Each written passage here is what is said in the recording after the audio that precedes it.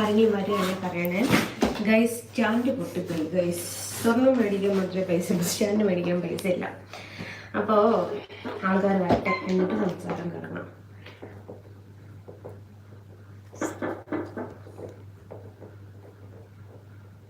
എടാ മോളെ, ഉമ്മൻ്റെ റൂമിലാണ് ഫാനിട്ട് വെച്ചത്, ഓഫാക്കിയ പോയി.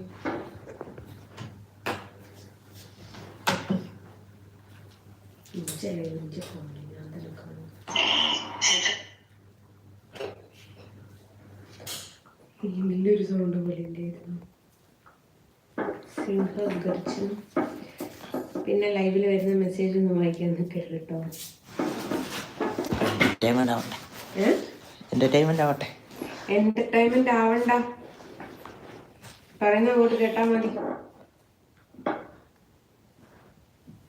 എനിക്ക് പോയി പെയിന്റ് വാങ്ങി തരണം, അതില്ലെങ്കിൽ കോഴിക്കോട് പോകണം. ഉമ്മ അവനെ വിളിച്ചിരുന്ന ഇനി പോയി വാങ്ങുമോ?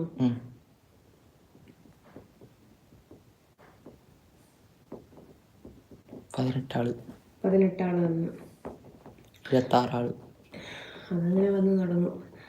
അപ്പോൾ ഗൈസ്, എൻ്റെ ഫോണിൻ്റെ സ്റ്റാൻഡ് പൊട്ടിപ്പോയി.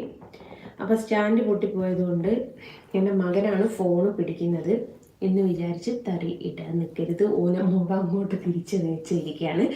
കാര്യം എന്താ വെച്ചാൽ ഓനോട് കമൻറ്റ് വായിക്കരുതെന്ന് ഞാൻ പറഞ്ഞിട്ടുണ്ട്. കാരണം അറിയാമല്ലോ, ഡാഡിക്കും മമ്മക്കും ജനിക്കാത്ത കുറേ ആൾക്കാരുണ്ടാവില്ല.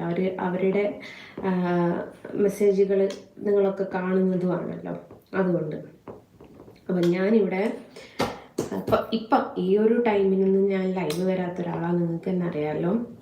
ഒന്നാമത് വർക്കിൻ്റെ ഫ്രസ്ട്രേഷൻ ഉണ്ടോ, അത് തീരുന്നില്ല എന്ന് പറയുമ്പോൾ നിങ്ങൾ വിചാരിക്കും എന്നാൽ പിന്നെ കഷ്ടപ്പെട്ട് എടുക്കാൻ നിൽക്കണമെന്ന് ചോദിക്കും. പക്ഷെ അതല്ല കേട്ടോ, എനിക്ക് സന്തോഷമേ ഉള്ളൂ. പക്ഷേ അതിൻ്റെ കൂട്ടത്തിൽ വേറെ എന്തെങ്കിലും ഫങ്ഷനും കാര്യങ്ങളും അതും കൂടി അറ്റൻഡ് ചെയ്യാനുള്ളപ്പം നമുക്ക് ചിലപ്പം ചെറിയ പ്രശ്നങ്ങളൊക്കെ വരാറുണ്ട്. അപ്പോൾ കുറച്ച് ദിവസം ഞാൻ നല്ല തിരക്കിലായിരുന്നു. 2 ദിവസം കഴിഞ്ഞാൽ അതിനെക്കാട്ടും വലിയ തിരക്കിലേക്ക് പോകാണ് എൻ്റെ ബ്ലേഡ്. അപ്പം അങ്ങനെയാണ്. അപ്പം അതുകൊണ്ട് വരയുടെ ഉള്ളിൽ കൂടിയ ഞാൻ ലൈവ് വരയല്ല കേട്ടോ, പിന്നെ ഇതിൻ്റെ ഉള്ളിൽ കൂടി വർക്ക് ചെയ്യുന്നതിൻ്റെ ഉള്ളിൽ കൂടിയ ഒരു ലൈവ് വന്നത് എന്തിനാ വെച്ചാൽ ലസിത പാലക്കലിനെ കുറിച്ച് പറയാൻ വേണ്ടിയിട്ടാണ്. ഞാൻ നിങ്ങളോട് ഒരു കാര്യം തുറന്ന് പറയാം.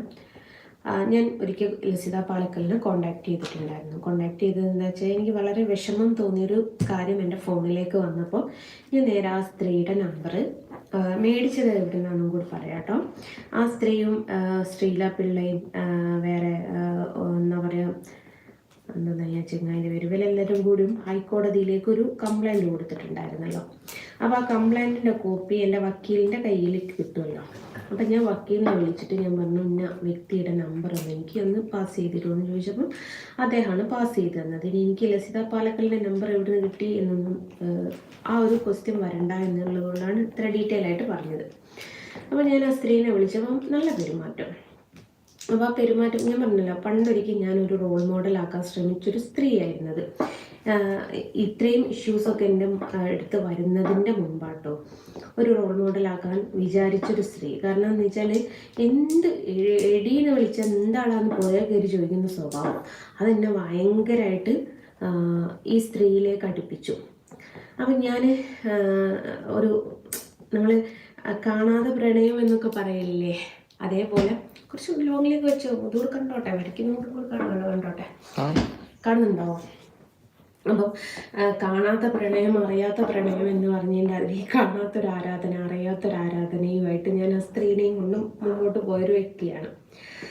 അങ്ങനെ ഇവരോട് സംസാരിച്ചപ്പം വളരെ സോഫ്റ്റ് ആയിട്ടാട്ടോ എന്നോട് സംസാരിച്ചത്. ഞാൻ ജസ്റ്റ് സലീമാണെന്ന് പറഞ്ഞപ്പോൾ എന്തായി എന്നൊന്നും ചോദിച്ചിട്ടില്ല. നല്ല രീതിയിൽ എന്താ കാര്യം, എന്തിനാണ് എന്നെ കോണ്ടാക്ട് ചെയ്തത് എന്നൊക്കെ നല്ല മാന്യമായിട്ടുള്ള സംസാരം. നേരെ പക്ഷെ ഞാനായിരുന്നു ചിലപ്പോൾ റഫായി പോയേനെ കേട്ടോ, തെറ്റിപ്പോയിട്ടോ. അപ്പം അന്തേത്താനെ എനിക്ക് എന്താ കാര്യം എന്നുള്ള രീതിയിലേ ഞാൻ ചോദിക്കുള്ളൂ. അപ്പോൾ എന്നപ്പോൾ എൻ്റെ ഒരു എനിമി വിളിക്കുക, അപ്പോൾ ഞാൻ കോളടിക്കുക, എന്താ പ്രശ്നം, എന്തിനാ നീ എന്നെ വിളിച്ച് എന്നൊക്കെ ആയിരിക്കും സ്വാഭാവികമായിട്ട് എല്ലാവരും ചോദിക്കുക. പക്ഷേ ലസിത അങ്ങനെയൊന്നുമല്ല ചോദിച്ചത്. ലസിത ചോദിച്ചത് ജസ്റ്റ് ഞാൻ പറ എന്തായിരുന്നു എന്ന് ചോദിച്ചു. ഞാൻ പറഞ്ഞു ഇങ്ങനെ എനിക്ക് എൻ്റെ ഫോണിലേക്ക് ഇങ്ങനെ ഒരു സംഭവം വന്നിട്ടുണ്ട്, എനിക്കത് കണ്ടപ്പം വളരെ വിഷമം തോന്നി. കാരണം വിഷമം തോന്നിയത് എന്തുകൊണ്ടാണെന്നുള്ളതും ഞാൻ ആ സ്ത്രീയോട് വ്യക്തമായിട്ട് പറഞ്ഞു. കാരണം ഒരു മകനും ഒരു മകളും ഉള്ളതാണ്. മകന് എൻ്റെ പ്രായമുണ്ട്, മകൾക്ക് രണ്ടുപേരും എൻ്റെ മക്കളുടെ മൂത്തതായിരിക്കും. കാരണം ഡിഗ്രിക്ക് എങ്ങാണ്ട് പിടിക്കുന്ന മക്കളാണെന്ന് തോന്നുന്നു, എനിക്ക് കറക്റ്റ് അറിയില്ല. അപ്പം ഞാൻ പറഞ്ഞു ഇങ്ങനെ ഒരു ഇഷ്യൂ ഉണ്ട്. എനിക്കത് കണ്ടപ്പം വിഷമം തോന്നി. കാരണം അതങ്ങനെ എൻ്റെ മക്കളെ പോലെ നിങ്ങളുടെ മക്കളത് കണ്ടിട്ടുണ്ടായിരുന്നു എങ്കിൽ അവരുടെ സാഹചര്യത്തെ ഓർത്ത് എനിക്ക് ഭയങ്കരമായിട്ട് വിഷമം വന്നിട്ടുണ്ടായി. അതുകൊണ്ട് നിങ്ങൾക്ക് പരാതിപ്പെടാൻ താല്പര്യമുണ്ടോ, സാക്ഷി പറയാൻ ഞാൻ തയ്യാറാണെന്ന് പറഞ്ഞിട്ടാണ് ഞാൻ ഇവരെ കോൺടാക്ട് ചെയ്യുന്നത്. അപ്പോൾ എന്നോട് ചോദിച്ചു എന്താ എങ്ങനെയാണെന്നൊക്കെ ചോദിച്ചു. ഞാൻ ഇങ്ങനെ കാര്യങ്ങളൊക്കെ പറഞ്ഞു. അപ്പം എന്നോട് അതൊക്കെ എനിക്ക് സ്ഥിരമായിട്ട് വരുന്നതാണെന്നൊക്കെ പറഞ്ഞ് നിസ്സാരമായിട്ട് തള്ളിക്കളഞ്ഞു. പിന്നീട് ഞാൻ അയച്ച സാധനങ്ങൾ അയച്ചു കൊടുത്തപ്പോൾ വന്നാൽ ഇത് കുറച്ച് വൾഗറായിട്ടാണല്ലോ എന്ന് ഒരു മെസ്സേജും വന്നു. എന്നെ വിളിച്ചിട്ടുണ്ടായിരുന്നു. ആ സമയത്ത് എൻ്റെ ഫോണിലേക്ക് വിളിച്ചാൽ കിട്ടാത്ത രീതിയിലാക്കി വെച്ചാൽ ഫോൺ ഫോർമാറ്റ് ചെയ്ത് ആ ഒരു ഓപ്ഷൻ അങ്ങനെ അങ്ങ് പോയി കിട്ടി. ഫോൺ ഫോർമാറ്റ് ചെയ്യാല ഫോർമാറ്റ് മറ്റേ അപ്ഡേഷൻ ചെയ്തപ്പം ആകെ കിട്ടിയ ഒരു ഉപകാരം എന്ന് പറയുന്നത് ആ ഒരു ഫെസിലിറ്റി ഐഫോണിൽ നിന്ന് പോയി. അല്ലായിരുന്നു എനി ടൈം ഒരു സമയത്ത് എന്നെ വിളിച്ചാൽ കിട്ടില്ലായിരുന്നു. നമ്മൾ വിളിക്കുന്ന സബ്സ്ക്രൈബർ ബിസിയാന്ന് പറയണം. അല്ലെ ഞാൻ അത് മാറ്റി വെക്കേണ്ടിയിരുന്നു. ഞാൻ മാറ്റി വെച്ചാൽ മാത്രമേ എൻ്റെ ഫോണിലേക്ക് കോൾ വരുള്ളായിരുന്നു. അങ്ങനെയാണ്. അപ്പോൾ തിരിച്ച് വിളിച്ചത് കണ്ടപ്പോൾ ഞാൻ പറഞ്ഞു ഇങ്ങനെയാണ്, ഫോണ് വരാത്ത രീതിയിലാക്കി വെച്ചതാണ്, ഞാൻ നിങ്ങൾക്ക് കോള് വരുന്ന രീതിയിലാക്കി വെക്കാം, നിങ്ങൾ എന്താണെന്ന് വെച്ചാൽ പറഞ്ഞോളൂ എന്ന് പറഞ്ഞു. അങ്ങനെ ഇതൊക്കെ പറഞ്ഞു. ഇവർ അതിൻ്റേതായിട്ടുള്ള ഒരു പോസ്റ്റ് ഇട്ടു. അവരെ സപ്പോർട്ട് ചെയ്തിട്ട് അത്രമേൽ എന്നെ ഉപദ്രവിക്കുന്ന രീതിയിൽ ഒരുപാട് വീഡിയോസ് സ്ട്രീം ചെയ്തിട്ടുണ്ട് കേട്ടോ. എന്നിട്ട് പോലും ഞാൻ ആ കുഞ്ഞുങ്ങളെ വിചാരിച്ചിട്ടാട്ടോ ഞാൻ സപ്പോർട്ട് ചെയ്യുന്ന രീതിയിൽ ഞാനൊരു വീഡിയോ പോസ്റ്റ് ചെയ്തു. അപ്പോൾ ഞാൻ എനിക്കൊരു അപ്ഡേഷൻ ചോദിക്കാറുണ്ടായിരുന്നു എന്തായി എന്ന്. അപ്പോൾ ആ സ്ത്രീക്ക് ഒരു ആക്കി പറിച്ചില്ലേ, നമ്മൾ ആരെ കൊണ്ടോ ചെയ്യിച്ചതിൻ്റെ മാതിരി. അപ്പോൾ പ്രിയ ഉണ്ടല്ലോ, പ്രിയ എന്ന് പറയുന്നത് എൻ്റെ എനിമി, ആ സ്ത്രീ ഇട്ടിട്ടുണ്ട് ജസ്റ്റിന് ചെയ്യിച്ചതാണ്, എന്നിട്ട് ജസ്റ്റിന് തന്നെ അവർക്ക് അയച്ചു കൊടുത്താണ്. എനിക്ക് എന്താ തലക്ക് പിരാന്തുണ്ട് എന്നാണ് ആ പെണ്ണുങ്ങളുടെ വിചാരം. ബ്ലേഡ് ഇവിടെ എന്തെങ്കിലും ഇല്ലല്ലോ. അന്ന് തൊട്ടിട്ട് ലസിതയായിട്ട് ഞാൻ നല്ല കോണ്ടാക്റ്റ് തന്നെയായിരുന്നു. എന്ന് വെച്ചാൽ മെസ്സേജ് അയക്കുക, നിങ്ങൾ സ്റ്റാറ്റസ് ഇടുകയും കാര്യങ്ങളൊക്കെ ചെയ്യുമ്പോൾ നാളൊരിക്കൽ സ്റ്റാറ്റസ് കണ്ടപ്പോൾ സത്യമായിട്ട് എനിക്ക് വിഷമം തോന്നിക്കോട്ടെ. ഒരു എന്താ പറയുക, ഏണിയൊക്കെ ബാക്കിൽ നിൽക്കണം. ആ ആദ്യത്തെ ഒരു മല കയറുക ചെയ്യുന്നത്. അപ്പോൾ ഞാൻ ആ സ്ത്രീക്ക് മെസ്സേജ് ചെയ്തു, വോട്ട് കിട്ടുന്നതും ജയിക്കുന്നതും തോൽക്കുന്നതും ഒക്കെ സ്വാഭാവികമാണ്. ഞാൻ അവരോട് പറഞ്ഞതാണ്, വളരെ തെളിവ് സഹിതം എൻ്റെ ഫോണിലുണ്ട് കേട്ടോ. പക്ഷേ ഹെൽത്ത് എന്ന് പറയുന്നത് നാളെ നമുക്ക് വേണ്ട ഒരു സാധനമാണ്. ആദ്യം ഹെൽത്ത് നോക്കി ആദ്യം കേട്ടൊക്കെ കയറിയാൽ നമ്മളൊരു വഴിയാവും. അതുകൊണ്ട് നിങ്ങൾ അതൊന്ന് കയറ്റം കയറി ഇറങ്ങുന്നതൊക്കെ ഓരോ പ്രൊഫഷണലിൻ്റെ ഭാഗമായിരിക്കും. എന്നാൽ പോലും ഹെൽത്ത് നോക്കണേന്ന് വരെ ഞാൻ പറഞ്ഞൊരു വ്യക്തിയാണ്. അതിനോടൊപ്പം വേറൊരു കാര്യവും ഞാൻ ചോദിച്ചു, ഞാൻ വരട്ടെ നിങ്ങൾക്ക് വേണ്ടിയിട്ട് പ്രചാരണത്തിന്, ഇലക്ഷൻ പ്രചാരണത്തിന് ഞാൻ വരട്ടെ. കാരണം എന്താ വെച്ചാൽ നിങ്ങൾ സോഷ്യൽ മീഡിയ കുറേ എന്നെക്കുറിച്ച് മോശമായിട്ട് സംസാരിക്കുകയൊക്കെ ചെയ്തിട്ടുണ്ട്.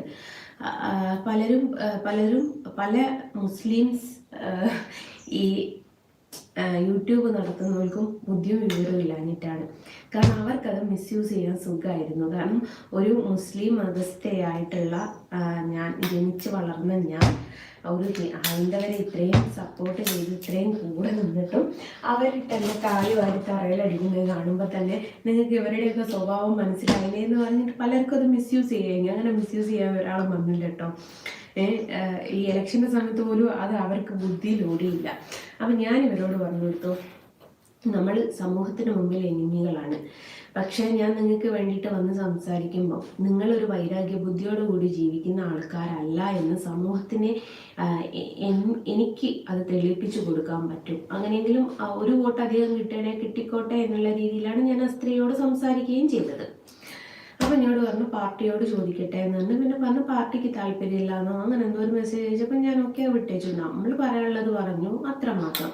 അത് ഞാൻ ഇവിടുത്തെ മുകുന്ദേട്ടനോട് ഞാൻ പറഞ്ഞിട്ടുണ്ട്. എൻ്റെ ഭർത്താവ് പറഞ്ഞ എന്നെ തലവെട്ടി മൂപ്പര് പോക്കറ്റിൽ ഇട്ടെന്നെ എടുക്കും. കാരണം മൂപ്പര് കമ്മ്യൂണിസ്റ്റുകാരനാണ്. കമ്മ്യൂണിസ്റ്റുകാരൻ്റെ ഭാര്യ BJPക്കാർക്ക് വേണ്ടിയിട്ട് സംസാരിക്കാൻ വീട് കയറി ഇറങ്ങാൻ പോയി എന്ന് കേട്ടാൽ എൻ്റെ മാപ്പിള 1-ാം തലാക്ക് 2-ാം തലാക്ക് 3 തലാക്ക് നെല്ലിട്ടിൻ്റെ ഇവിടെ നിന്ന് അടച്ചേർക്കുന്ന ഒരവസ്ഥയിലേക്ക് വരും. അത് ഉറപ്പുള്ള കാര്യമല്ലേ. എന്നിട്ട് മൂന്നേട്ടനോട് ഞാൻ പറഞ്ഞു, മൂന്നേട്ടനല്ല കേട്ടോ ഞങ്ങളുടെ വാർഡിൽ മത്സരിക്കുന്നത്, മൂന്നേട്ട എന്തെങ്കിലും ആവശ്യമുണ്ടെങ്കിൽ പറഞ്ഞു, മൂന്നേട്ട ഞാൻ വന്നോളൂ എന്ന് വരെ ഞാൻ മൂന്നേട്ടനോട് സംസാരിച്ചിട്ടുണ്ടായിരുന്നു. കാരണം ഈ അടുത്തൊരു ദിവസം ഒരാൾ ചോദിച്ചതിൻ്റെ മാതിരി BJPയിലുള്ള 1-2 ആൾക്കാർ നമ്മളെ ഉപദ്രവിക്കുന്നു എന്ന് വിചാരിച്ചിട്ട് എല്ലാവരെയും അടക്കി ആക്ഷേപിക്കരുത് എന്ന് പറഞ്ഞ് അതും ശരിയാണ്. പക്ഷെ ഞാൻ പറഞ്ഞല്ലോ, ഒരു സംഘടന എന്ന് പറയുമ്പോൾ ആ സംഘടനയിലുള്ള ഓരോ മെമ്പറേയും ഇനിയിപ്പം സൗണ്ട് കിട്ടുന്നുണ്ടാവില്ല. ആർക്കെങ്കിലും എൻ്റെ സൗണ്ട് കേൾക്കാൻ പറ്റുന്നുണ്ടോ എന്നുള്ളത് പറയാം. അതിൽ നോക്കിയാൽ മതിയല്ലേ. കോള് വന്നാൽ ലൈവ് കട്ടായിപ്പോൾ.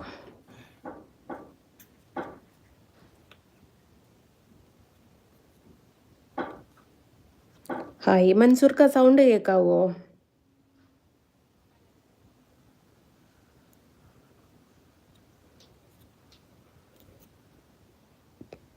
അരുൺ എവിടെ? ഓക്കെ, കേൾക്കുന്നുണ്ട്. എൻ്റെ സൗണ്ട് കേട്ടൂടെ? എല്ലാവരും ഒന്ന് പറഞ്ഞ്. ആരെങ്കിലും ഒരാൾ മെസ്സേജ് ചെയ്തിട്ട് വേണം എനിക്ക് ഫോൺ തിരിച്ച് വേറൊരാളുടെ കൈ കൊടുക്കാൻ. സ്റ്റാൻഡില്ലടേ.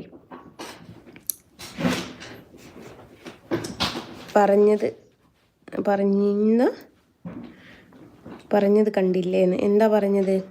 ഞാൻ കമൻ്റ് ഒന്നും വായിക്കുന്നില്ല. കേൾക്കാം, ഓക്കെ. അപ്പം എന്നാ പിടിച്ചോ.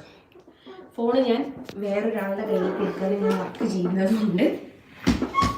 അപ്പം അങ്ങനെയാണ്. ലസിതയുമായിട്ട് നല്ല സൗഹൃദത്തിൽ തന്നെയാണ്. ഇതുവരെ എന്തെങ്കിലും സ്റ്റാറ്റസ് ഇടുകയാണെങ്കിൽ എനിക്ക് സന്തോഷകരമായിട്ടുള്ള സംഭവമാണെങ്കിൽ ഞാൻ സന്തോഷകരമായിട്ടുള്ളത് പറയും. എനിക്ക് വിഷമകരമായിട്ടുള്ളതാണെങ്കിൽ അതൊക്കെ പങ്കുവെക്കുന്ന ഒരു സ്ത്രീ തന്നെയായിരുന്നു. അപ്പോൾ ഈ അടുത്തും എനിക്കെതിരെയായിട്ട് ഫസ്റ്റ് ഒരു വീഡിയോ ചെയ്തു. ജസ്നിയല്ലേ എന്നെ BJPന്ന് പുറത്താക്കിയെന്നുണ്ട്, അപ്പോൾ BJPക്ക് വേണ്ടിയിട്ട് മത്സരിക്കുന്നത് ഞാനല്ലേ എന്നൊക്കെ ചോദിച്ചിട്ട് എന്നെ വെല്ലുവിളിക്കുന്ന രീതിയിലും വീഡിയോ ചെയ്തു. അപ്പോഴും ഞാൻ ആ സ്ത്രീക്ക് പേഴ്സണലായിട്ട് മെസ്സേജ് ചെയ്തു, ചേച്ചി എനിക്കിത് മറുപടി പറയാൻ അറിയാഞ്ഞിട്ടല്ല, വേണ്ടാന്ന് വെച്ചിട്ടാണ്, 2 കൈയും കൂട്ടിയാലല്ലേ വെച്ചുണ്ടാവുള്ളൂ എന്നുള്ള രീതിയിൽ.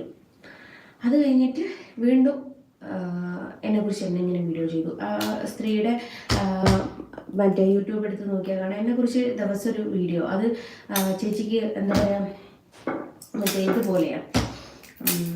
എനിക്ക് എൻ്റെ ഒരു അഭിപ്രായത്തെ പറയുകയാണെങ്കിൽ സത്യാവസ്ഥയാണോ എന്നറിയില്ല, ആരെയോ ബോധിപ്പിക്കാൻ എന്ന പോലെയാണ് ഡെയിലി എന്നെക്കുറിച്ച് എൻ്റെ ഒരു വീഡിയോ ഇടുക. അത് വഴിപാട് കഴിക്കുന്നത് പോലെ ദിവസം ഒരു വീഡിയോ ഇട്ടിട്ട് ഒരു 3 മിനിറ്റ് 4 മിനിറ്റ് ഇട്ടിട്ടേ ഇലക്ഷൻ പ്രചാരണത്തിന് പോലും ഇറങ്ങുള്ളൂ. അതെന്തോ ഒരു വഴിപാട് പോലെയാണ്. അപ്പം ഇന്നിട്ടതിലും കുറച്ച് മുമ്പ് ഇട്ടതിലും ഈ സ്ത്രീ പറയുന്നുണ്ട്, എൻ്റെ മക്കൾ മരണപ്പെടാൻ നിസ്സാര സമയം മതി എന്ന് പറഞ്ഞിട്ട് എനിക്ക് ഉദാഹരണം പറഞ്ഞു തരികയാണ്. എന്തുകൊണ്ട് ആ സ്ത്രീയുടെ കുഞ്ഞുങ്ങളെ തന്നെ പറഞ്ഞുകൂടാ? ആ സ്ത്രീക്ക് എന്തുകൊണ്ട് വേണ്ട? ആ സ്ത്രീനെ പറ്റി ഞാൻ തന്നെ പറഞ്ഞുകൂടാ? ഞാൻ തന്നെ മരണപ്പെടാൻ നിസ്സാര സമയം മതി, എൻ്റെ അമ്മ എന്താ പറയുക മകളില്ലാതെ ആവാൻ ഫസ്റ്റ് അത് നിൽക്കാറില്ല. പക്ഷെ നിരന്തരം അരുണിനെ ഇങ്ങനെ വേണ്ടാത്ത കാര്യങ്ങളിൽ അരുൺ മനസ്സാവാച അറിയാത്ത കാര്യങ്ങൾ പോലും ഇങ്ങനെ പറഞ്ഞുകൊണ്ട് നിൽക്കുന്ന സമയത്ത് ആർക്കായാലും പ്രവോക്കാവും. അപ്പോൾ അവരവരുടേതായിട്ടുള്ള രീതിയിൽ സംസാരിക്കുകയും ചെയ്യും. അപ്പം ഞാൻ അങ്ങനെ സംസാരിച്ചു എന്ന് പറഞ്ഞിട്ടാണ് പോലും ഇവർ എൻ്റെ കുട്ടികളെ കാട്ടിയിരിക്കുന്നത്. പ്രിയക്ക് കുട്ടികളില്ലാണ്ടാവാൻ കാരണം ഞാനും നല്ലല്ലോ, ദൈവമല്ലേ. ഇനി ദൈവം വിചാരിച്ചാൽ പോലും ആ പെണ്ണുങ്ങൾക്ക് കുട്ടികളുണ്ടാവുമെന്ന് എനിക്ക് തോന്നുന്നില്ല. അവർക്ക് 45 വയസ്സായി, ഇതിനൊക്കെ ഒരു ഏജും കാര്യങ്ങളൊക്കെ ഉണ്ട്. ഇനിയിപ്പോൾ ഉണ്ടായിക്കോട്ടെ. ഞാൻ കഴിഞ്ഞ ദിവസം വീഡിയോയിൽ പറഞ്ഞിട്ടുണ്ട്, മോളെ പ്രിയ മുത്തപ്പൻകാവ് പോയിട്ട് എനിക്ക് നല്ലൊരു അനുഭവം ഉണ്ടായിട്ടുണ്ട്, നീ മുത്തപ്പൻ്റെ അടുത്തൊന്ന് പോയി നോക്ക്. പിന്നെ വേറൊരു കാര്യോട് കൂട്ടിച്ചേർത്തിട്ടുണ്ട്, ഉരുളി സമയത്ത് മാത്രം കുഞ്ഞുങ്ങൾ ഉണ്ടാവില്ല കേട്ടോ എന്നും ഞാൻ പറഞ്ഞിട്ടുണ്ട്. അപ്പം അങ്ങനെയാണ്. അപ്പം ഈ പ്രിയനെ മച്ചി എന്ന് വിളിച്ചത് കൊണ്ടാണ് എന്നും പറഞ്ഞിട്ടാണ് ഇവൾ എൻ്റെ മക്കൾ എന്നോട് എന്തെങ്കിലും ഉണ്ടെങ്കിൽ എന്നോട് തീർത്താൽ പോലെ, എൻ്റെ മക്കളെ പറയേണ്ട ആവശ്യമുണ്ടോ? ഇതിനു മുമ്പ് ലസിത പറയുന്നുണ്ട്, ലസിതനോട് എന്തെങ്കിലും ഉണ്ടെങ്കിൽ ലസിതനോട് പറഞ്ഞാൽ പോരെ, മറ്റുള്ളവരെ പറയാം. ഇത് തന്നെയാണ് ലസിത എനിക്കും ചോദിക്കാനുള്ളത്. എന്നോടുള്ളത് എന്നോട് തീർത്താൽ പോരെ, എൻ്റെ മക്കളോട് തീർക്കേണ്ട ആവശ്യമുണ്ടോ? അപ്പം ഗൈസ് ഞാനൊന്ന് വീഡിയോ ഒന്ന് തിരിച്ചാളട്ടെ. അപ്പം അങ്ങനെയാണ്. അപ്പം ഈ ഒരു കാര്യം പറയാൻ വേണ്ടിയിട്ട് മാത്രമാണ് ഞാനിപ്പോൾ ലൈവിൽ വന്നിട്ടുള്ളത്. അപ്പോൾ അതിനുള്ള ഒരു മറുപടി എൻ്റെ മകന് ഈ പറഞ്ഞ ലസിതക്ക് കൊടുത്തിട്ടുണ്ട്. കാണാത്തവരുണ്ടെങ്കിൽ ജസ്റ്റ് ഒന്ന് കാണുക. കളറാ അടക്ക് നോക്ക്, ചിലപ്പോൾ നമുക്ക് ഹോസ്പിറ്റലിൽ പോകേണ്ടി വരും, അപ്പം വാങ്ങാം. അപ്പം ഇവിടെ ഇല്ലെങ്കിൽ പോയാൽ മതി കോഴിക്കോട്. അപ്പോൾ അങ്ങനെയാണ്. അപ്പോൾ അത് പറയാൻ വേണ്ടിയിട്ടാണ് ഞാൻ ലൈവിൽ വന്നത്. അപ്പോൾ ലസിതയുടെ വീഡിയോ കാണാത്തവരുണ്ടെങ്കിൽ, എന്ന് വെച്ചാൽ മോൻ ചെയ്ത വീഡിയോ കാണാത്തവരുണ്ട്, ജസ്റ്റ് ഒന്ന് കയറി കാണുക. എന്നിട്ട് നിങ്ങളുടെ അഭിപ്രായം എന്തായാലും മോശമായിട്ടായിരിക്കും എന്ന് എനിക്കറിയാം. മോശമാണെങ്കിലും നല്ലതാണെങ്കിലും നിങ്ങൾ അഭിപ്രായപ്പെട്ടോളൂ. Thanks all. അപ്പോൾ ഇത് പറയാൻ വേണ്ടിയിട്ട് വന്നതാണ്. ബൈ ദ ബൈ പറഞ്ഞിട്ട് ബൈ ഫ്രം ജസ്ന സലീം. ടാറ്റാ.